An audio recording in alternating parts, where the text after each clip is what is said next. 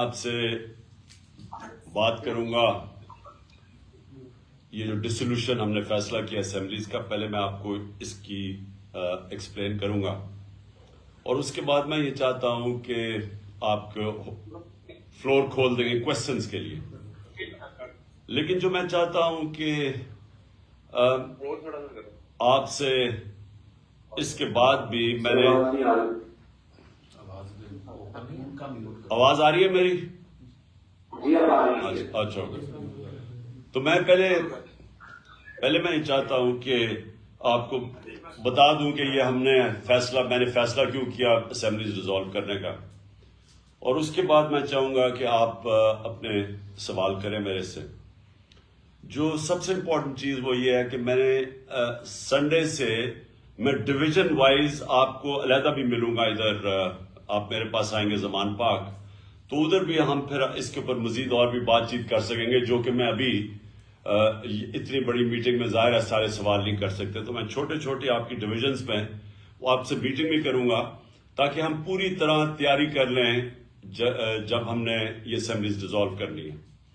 मैं सबको ये वाजे कर दूं कि परवेज इलाही साहब ने, सीएम साहब ने मुझे पूरे इख्तियारात दे दिए हैं कि जब भी मेरा फैसला होगा असेंबलीज डिसॉल्व करने का जिस दिन, तो वो मैं कर सकता हूं। उन्होंने मेरे पर पूरा मेरे हाथ पे ये छोड़ दिया। तो ये अखबारों में पेशन गोइयां चल रही हैं कि जी वो क्यू लीग मानेगी या नहीं मानेगी, ये इशू खत्म हो गया। वो बिल्कुल हमारे साथ खड़े हैं और उन्होंने बिल्कुल जो मेरा फैसला है उसके ऊपर उनको एतमाद है और उन्होंने मुझे इख्तियार दे दिए हैं कि मैं जब फैसला करूंगा असेंबलीज डिसॉल्व करने का। अच्छा, अब मैं आप सबको सिर्फ समझाना चाहता हूं कि ये फैसला क्यों किया। देखिए, इलेक्शन अगर अपना पूरा टाइम पे हो जाता है तो मैं आपको यकीन दिलाता हूं कि तहरीक इंसाफ को कोई नुकसान नहीं होगा, हमें फायदा ही फायदा है। अगर ये अगस्त में, सितंबर में इलेक्शन चला जाता है तो हमारी पार्टी की तो मकबूलियत बढ़ती जा रही है। जिस तरह की ये गवर्नेंस हो रही है, जिस तरह माशी हालात तबाह हो रहे हैं, और मैं अभी उसके ऊपर आने लगा हूं, जिस तरह ये पब्लिक के सामने एक्सपोज हो गए हैं, तो इनका तो अब कोई चांस ही नहीं है, इनके पास तो कोई तरीका ही नहीं है कि अपने आप को उठाने का। तो वो तो और पब्लिक के अंदर भी रिफ्लेक्ट हो गया कि एक आवाम किधर खड़ी हुई है। तो हमें तो कोई नुकसान नहीं है। ये जितनी देर चलते जाते हैं, सारी दुनिया को पता चल गया कि वो पंजाब स्पीड क्या चीज थी। वो सारा जो ये लोगों को मीडिया के जरिए, इश्तिहारों के जरिए ये इंप्रेशन दिया हुआ था कि ये कोई बड़े समझदार लोग हैं, वो तो अवाम के सामने एक्सपोज हो गए हैं। लेकिन मसला इस वक्त पाकिस्तान का है।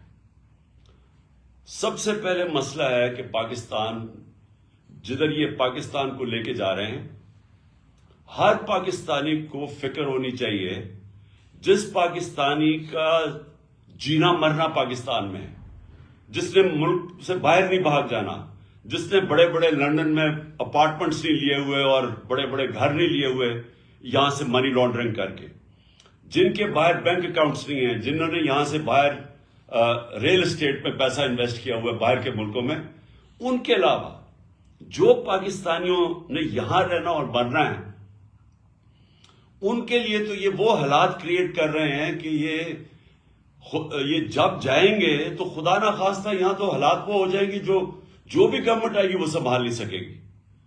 मैं आपको सिर्फ इकोनॉमी के ऊपर मोटी मोटी बात करता हूं। पहली चीज ये है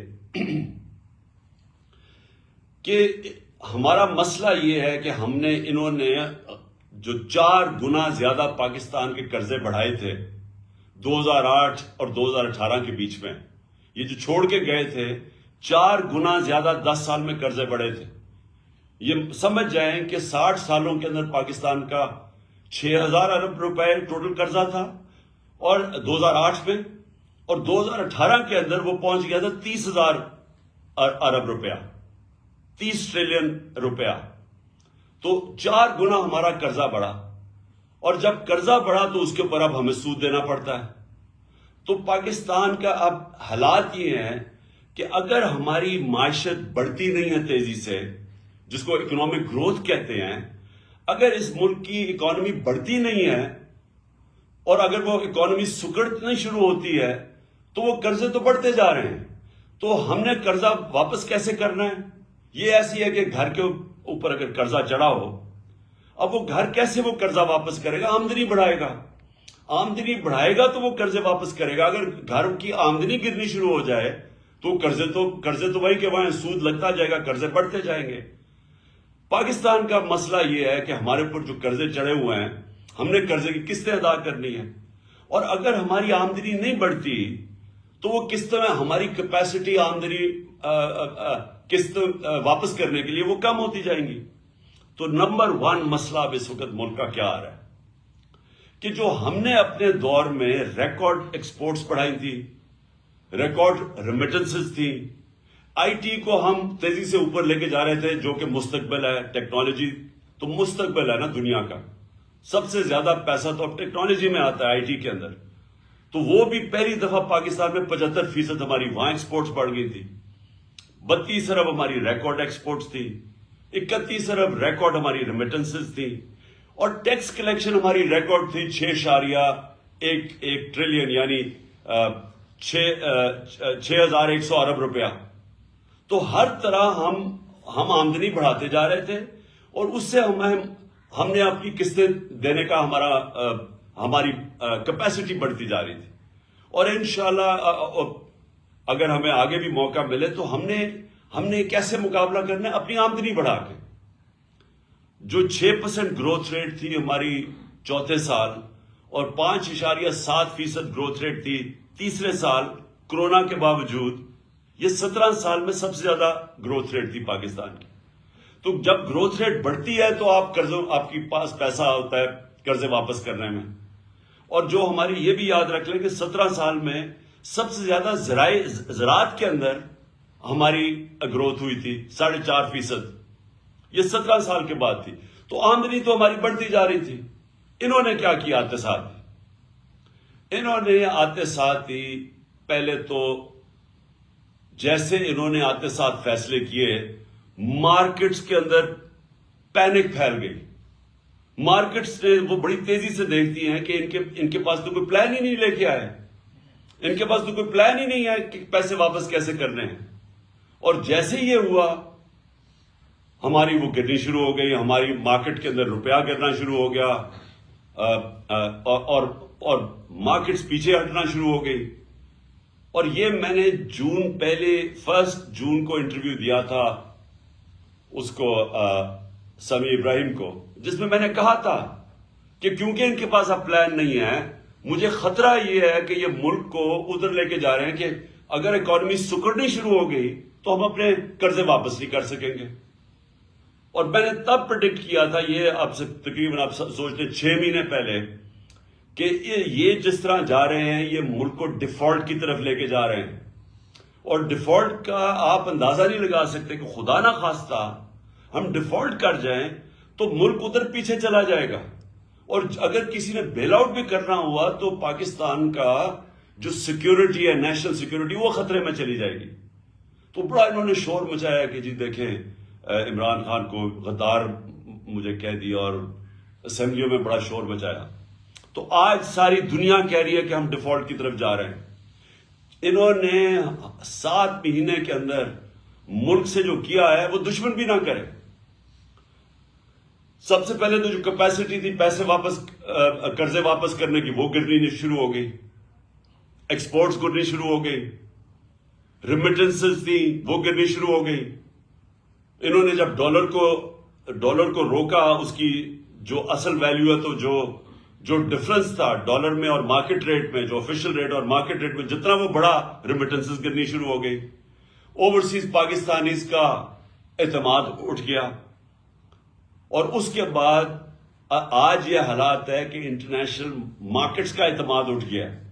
جو سی ڈی ایس ایک ہوتا ہے کہ پاکستان کی کیپیسٹی قرضے واپس کرنے کی، یہ جو سی ڈی ایس، یہ ہمارے دور میں 5% تھا کہ خطرہ ہے کہ پاکستان قرضے واپس نہیں کر سکتا، وہ 5% تھا. آج 100% سے اوپر چلا گیا.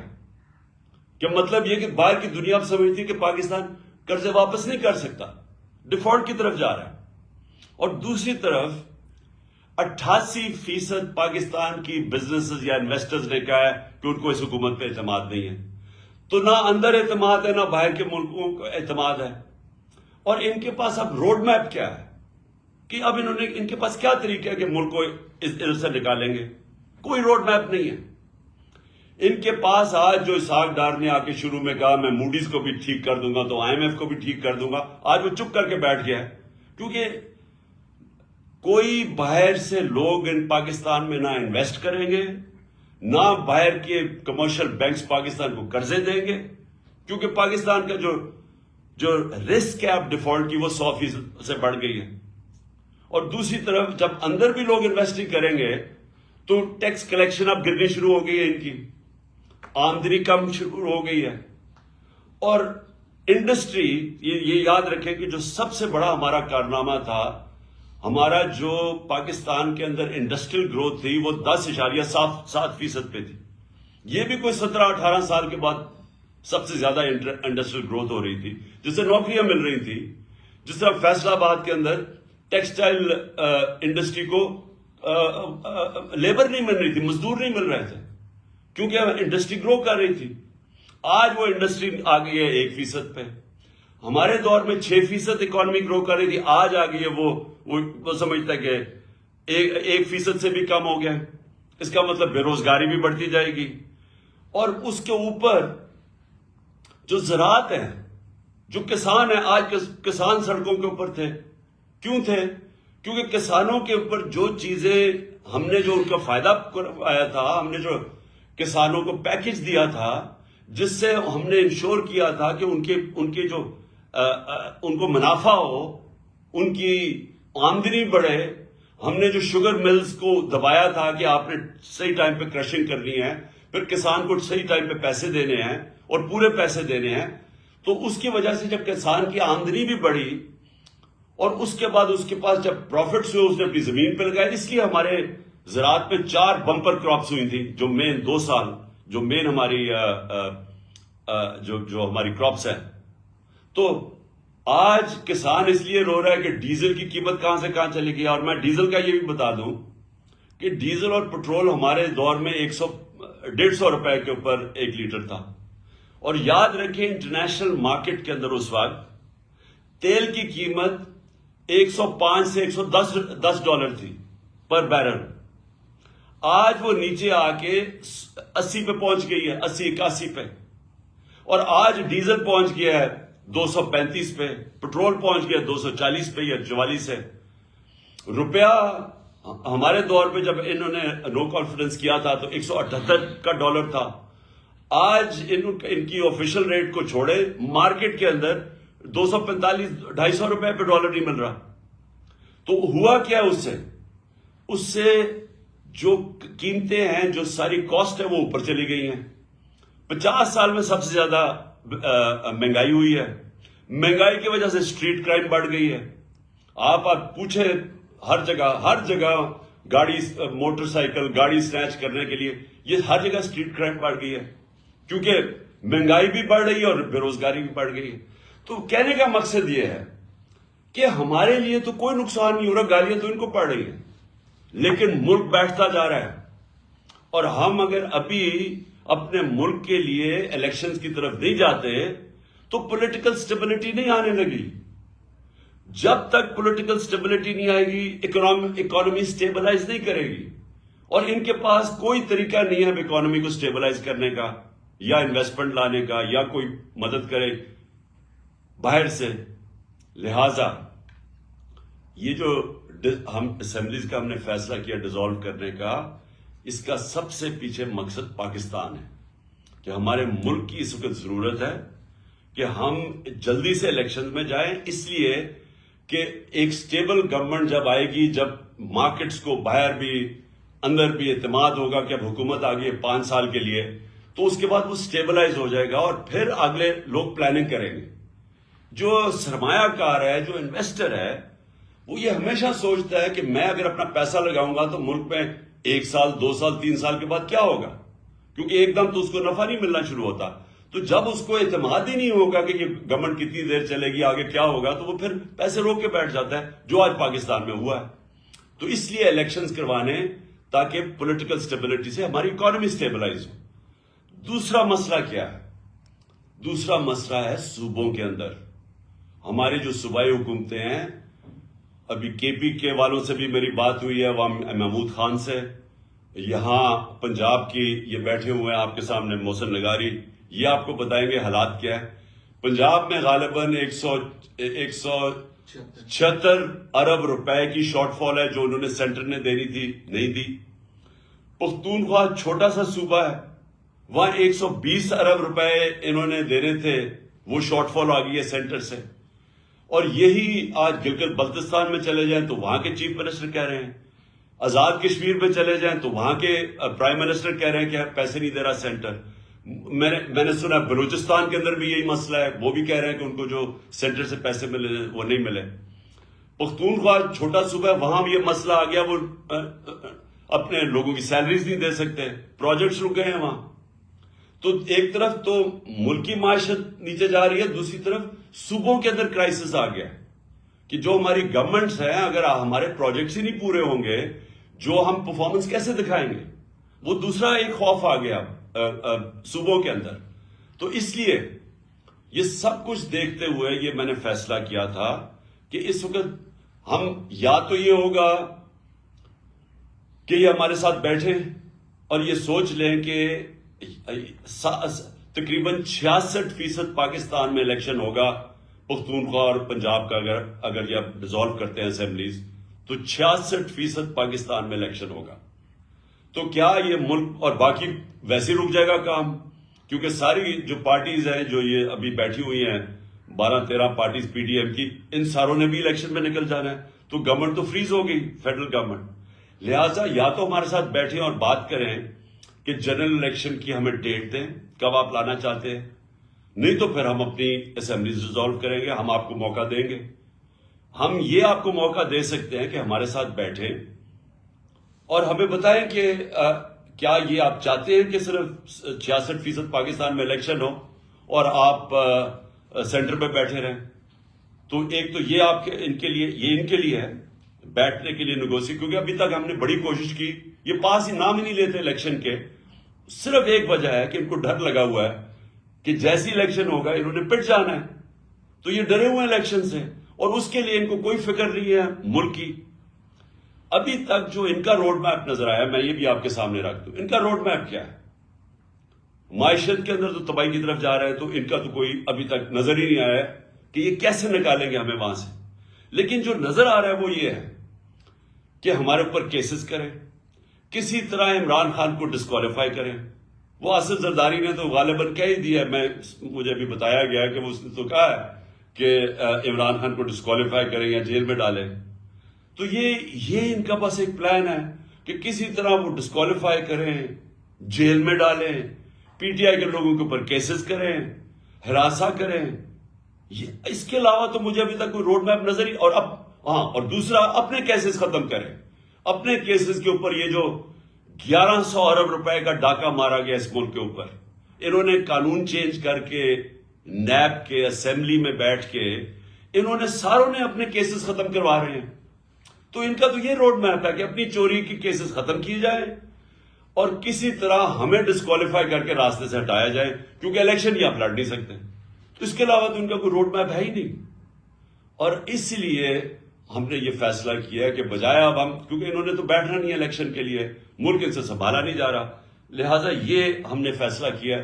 میں پھر سے آپ کو کہہ دوں کہ کوئی ہمارے ساتھ کاف لیگ مکمل طور پہ کھڑی ہے، ان کی ٹوٹل بیکنگ ہے. انہوں نے مجھے چودھری پرویز الہی نے مجھے بالکل آ کے پوری اعتماد دیا ہے کہ جب بھی میں چاہوں گا انہوں نے اسمبلیز ڈیزالو کر دینی ہے، اسمبلی ڈیزالو کرنی ہے. تو ہمارے پاس وہ پوری آپشن ہے. میں صرف آپ کو میں صرف باری باری ڈویژن وائز آپ سے بھی میں سب سے بات کروں گا تاکہ آپ سب کو کلیئرٹی ہو جائے اس پہ، تاکہ آپ سب آن بورڈ ہو جائیں. میں نے صرف آپ کو یہ اوپننگ اس لیے کی تھی، آپ کو بتانے کے لیے کہ میرا کیا مائنڈ سیٹ ہے اس فیصلے کرنے کے لیے. اور میں اب چاہوں گا کہ آپ کے جو بھی سوالات ہیں، لیکن کیونکہ اتنے زیادہ لوگ ہیں، سب کے سوال میں نہیں